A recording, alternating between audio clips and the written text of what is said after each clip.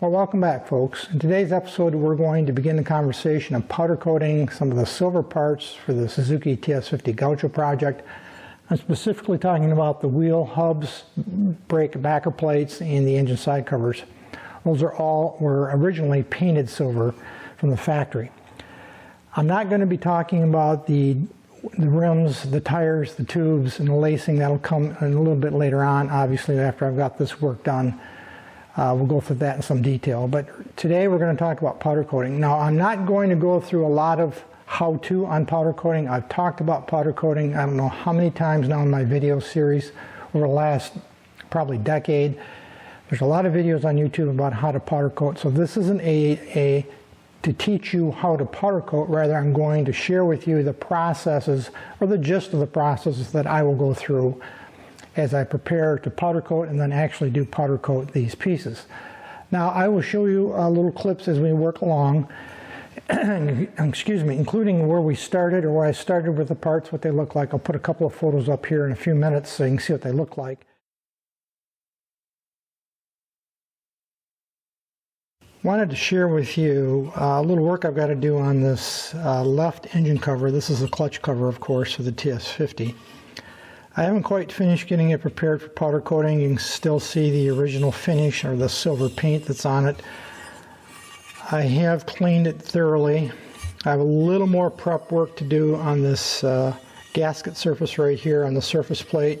It's just about done. I'll finish that surfacing after I finish the repair I have to make. And that repair specifically right here, where this is the kickstart. The kickstart shaft goes through into the engine. There's a seal that fits in here that I pulled out, and you can see it's got some damage here, which is a little bit of a mystery to me because the kickstart arm boss fits right over the top of this and generally, in my experience, protects this from damage. So how this got chewed up, like you can see here, I think, is a little bit beyond me. It doesn't really affect the use of the cover, or it doesn't affect the seal where the seal fits inside of here. It's really an aesthetic issue, and it's a little rough, and there's some metal missing here. What I'm going to do is I'm first going to take a flat file. I'm just very lightly going to dress this off just to make sure it's nice and level. It's not bad right now, because I think some of the metal here might have gotten pushed up just a touch. So I'm going to make sure it's nice and flat. And then about all I can do is soften this damage. And again, it's an aesthetic issue. It's not a functional issue. But I'm going to just soften this with a Dremel tool. Try a couple of different combinations of tools. I probably won't use a grinding bit, but rather a sanding puff or a sanding drum of some kind. I'm not sure yet. I'll probably experiment just to soften that damage up a little bit visually so it isn't so obvious. Now, once this is powder coated and it's installed and the Kickstarter is mounted, Kickstarter arm, you very likely aren't going to be able to see this anyway for all practical purposes, but it kind of bugs me the way it looks, so I'm just going to clean this up a little bit. Once I've got this damage repaired to my reasonable satisfaction, then I will take it to the media cabinet. I will strip what's left of the finish, because some of it is missing already. Strip the finish off. Then I'll go over the surface plate and finish cleaning up and smoothing this gasket surface. Someone, by the way, had used an RTV silicone about halfway up on this side cover here, from about here all the way around to here, and is all gooped up with a black RTV before they put the gasket in place, so I had to get all that off. You've heard me, I think, talk before. I'm not a huge fan of RTV. It has its applications, certainly, and I do use it. I have almost every version of RTV silicone you can buy, every color, but I use it rarely and very judiciously when I do. Anyway, I had to get that all off. So after that's all done, then it'll be washed in acetone and cleaned up to be prepared for powder coating. I will bring you back eventually when I've gotten this cleaned up a bit so you can see what it looks like. Again, I can't do miracles with what I've got here because it's been chewed up pretty good, but I am going to soften it a bit visually and to prepare for about 10, maybe 15 minutes later, and I've completed the cleanup, as you can see here, I think. Again, my intention was not to make it perfect because there was some metal that had been displaced upward and some metal that had been removed, so I just touched it up with a flat file just to flatten it out, and then I cleaned it up to make it look better aesthetically, and I think it came out pretty good actually. I also touched up a spot right here I'm pointing to that had a few gouges in it while I was at it, and did a little work here in this corner as well that was gouged up. The tool I used, or the accessory, was a flap disc, a mini flap disc, as you can see there in my Dremel. I actually have two of them. I have an 80 grit and a 120 grit. Started with the 80, then went up to 120. Worked just perfect for this kind of an application because I could get right in there and I could control it. I could address how much metal I want to remove at any one time by using pressure. This is a perfect tool for this kind of thing. Both of these are pretty well worn out. They weren't in very good condition when I started today, but that's what I had to work with, so that's what I used. So I'm going to be picking up a couple of new versions of these same flap wheels. Great tool for this application, particularly given this is an aluminum alloy of some kind and it's pretty soft, but I think it cleaned up really well. Now what we'll do is I will go over to the blast cabinet, I will remove the finish, the paint, then resurface or finish surfacing the gasket surface here. It's actually in pretty good condition right now. I've touched it up a little bit, and then we'll move on. Eventually, of course, I'll move on to powder coating.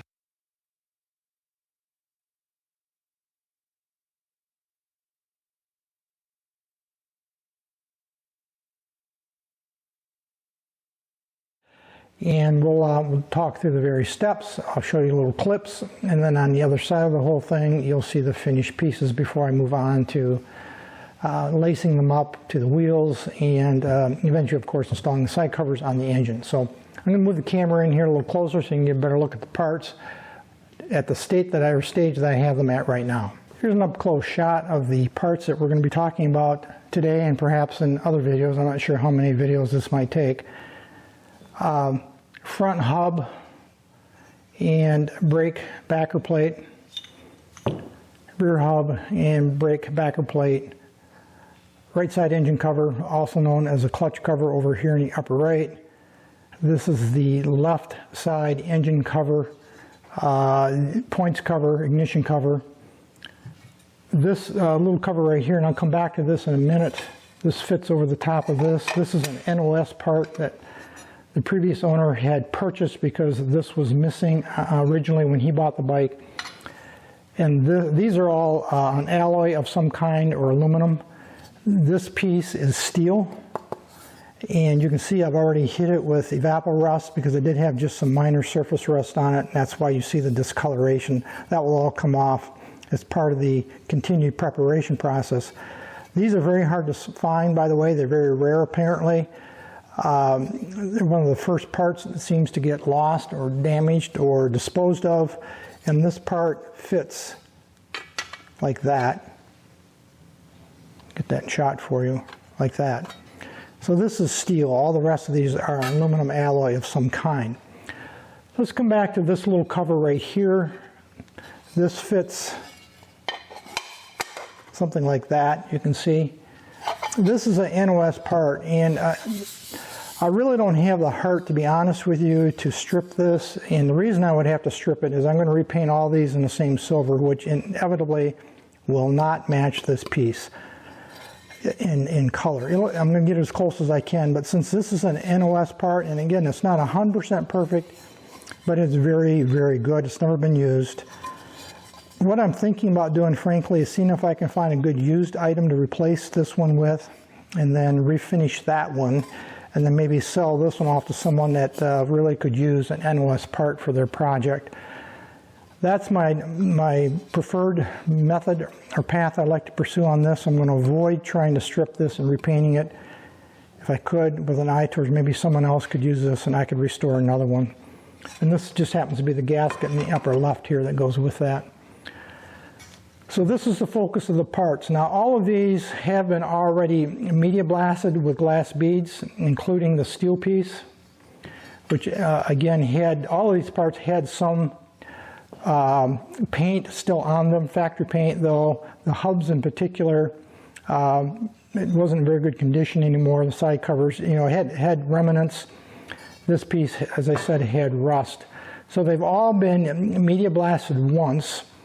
This part then went into the metal, this little cover went into evaporust to strip the remaining rust that I didn't or couldn't remove down in the pores with media blasting.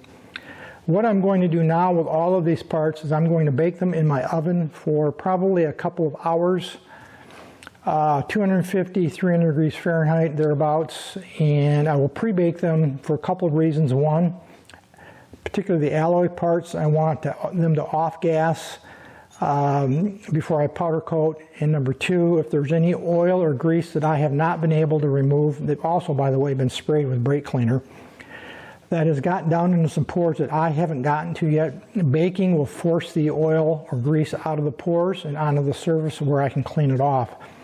So it's a twofold intention. One is to off-gas the alloy aluminum parts. Two is to force any oil or grease out of the surface so that I can finish cleaning them.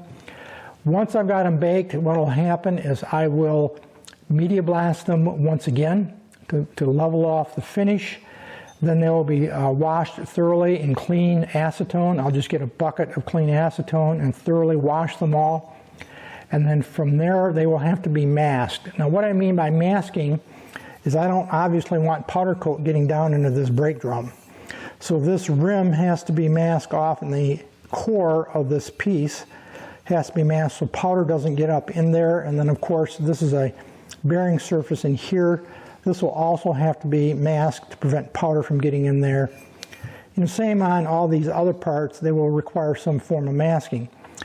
Now this engine side cover right here, this wouldn't necessarily have to be masked, but what I think I'm going to do is mask it anyway, and that is the gasket surface right here, all the way around. In the core here, I just don't want to get powder in there if I can help it. And in fact, the factory didn't really paint the inside. It had overspray. They all had overspray on the inside, but they didn't really paint them. They didn't mask them either, for that matter. And then, of course, the same thing for the brake backer plate. For instance, I'll mask this back side off, and I'll have to go through all the parts and mask them as necessary. And that's quite time-consuming to do that well. I do have heat-resistant tape, masking tape, that's designed for powder coating. You can't use regular masking tape with this because, remember, these are going to be baked around 400 degrees Fahrenheit, and masking tape wouldn't hold up. So, got to have a special tape for that. So, going into the oven now, I'm going to be pre-baked for a couple of hours. When they come out of the oven, I'll show you what they look like, and then we're going to continue on that. So obviously this video, at least this segment, is going to be shot over time, and I might end up breaking it into multiple episodes. Just a quick little clip here to show you the oven set up 250 degrees Fahrenheit. The oven is preheating right now to 250 degrees. And we'll pan down and I'll show you the parts that are staged for the oven. They just fit comfortably on the rack that you can see right here, the oven rack that will slide in. And when I'm done with this clip, I'm going to go ahead and slide them in, and I'm just going to leave them for a few hours and let them do their thing. Actually, several days later now, I got distracted in a couple of other things around the yard I had to get taken care of. So now we're back to the parts for powder coating. These parts in the shot right now are all pretty much ready to go. A couple of little exceptions I'll talk about in a moment. Let me reiterate for you the process I went through initially. Took the parts or the parts cleaning tank, I washed them thoroughly, cleaned them up, got them all degreased, put them out in the sunshine, let them dry out thoroughly for a nice warm afternoon. Then I took them into the media cabinet and bead blasted them with glass beads. Then I blew them off with compressed air. At that point, I soaked every one of these parts in a bucket of clean acetone, do the initial follow-up degreasing, swished them around really well, and then I hit them with carburetor cleaner, or brake cleaner rather I should say, to do an initial or semi-final clean I should say. Then I went ahead and masked them and prepared them for paint. So as you can see on this little side cover right here, I got the back all masked off. All the rest of these parts have been done. As you can see, I think there have been all masked off or plugged. Some of these holes, for instance here and here, I'm not going to worry about because I can clean those up later. But I didn't want powder getting into the cavities. And this side cover right here was a lot of work. This is the main clutch cover. I think you can see there I got it masked off on both sides with silicone masking tape. That's what this is right here. It's heat resistant. It's made for powder coating. So all the parts were done in a similar fashion. Now the back side of this one, the brake drum, I'm not going to worry about. Let's take a little closer look at this setup. You see I got it on a coffee can, and I can elevate it, which I will do, and then spray underneath and all the way around with the powder gun, and then just bake it like you see right here in the oven. Same thing with these brake backer plates, like you can see there. I just put it on the top of a coffee can like that. Both of them, I'll do them one at a time of course, and do the powder coating. The one exception is the steel cover for the drive sprocket, countershaft sprocket. Since this is steel, I have not finished cleaning this yet. What I'm going to do, when it's time to powder coat this, I will end up media blasting it one last time, washing it in acetone or brake cleaner, and then immediately drying it and powder coating it, because this is steel and it will flash rust. All the rest of these parts are an alloy or aluminum alloy, and I'm not worried about flash rust. And by the way, each one of these parts will be wiped down one last time with either clean acetone on a clean cotton cloth or brake cleaner. That'll be the last time just before they go into the oven for powder coating. If I use brake cleaner, I will make sure that they are dry, completely dry, of course. Well, for that matter, even acetone. But brake cleaner in particular, you have to make sure you don't overheat it, because it could be dangerous. Even though I use a non-chlorinated brake cleaner. So outside of one final wipe down with a cleaner before they get powder coated, these parts are just about ready to go, with the exception of this little side cover I just talked about, which, by the way, will be hung through one of these holes with a piece of wire, and then I'll just spray it on both sides. And I will apply powder to both sides of this part, because it is steel and I don't want it rusting from the back side. I think it initially was painted on both sides. It took me a long time actually to prepare these parts, believe it or not. I probably have, just to mask them and plug some of the various holes, especially the masking, I probably have 3 hours or so in preparation of getting these parts to the point you see here. That does not include the initial cleaning in the parts tank or the initial media blasting. That was basically washing in the acetone, drying them thoroughly in the sun, using some compressed air, and then taking my time to mask them, as you can see here. Next time you see these parts, I'll give you a couple little shots of me powder coating them and putting them in the oven, and then most of the the remainder of this video will be on the other side of all that when the parts are done.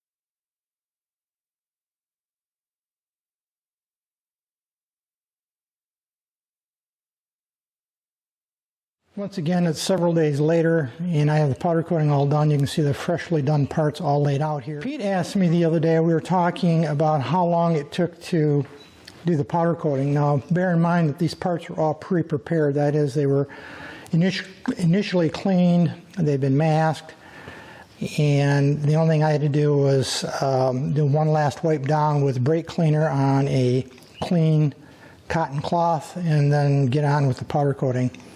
Start to finish was about 2.5 hours for all of these parts. That is, from the time I started the first part until the last part came out of the oven was about 2.5 hours.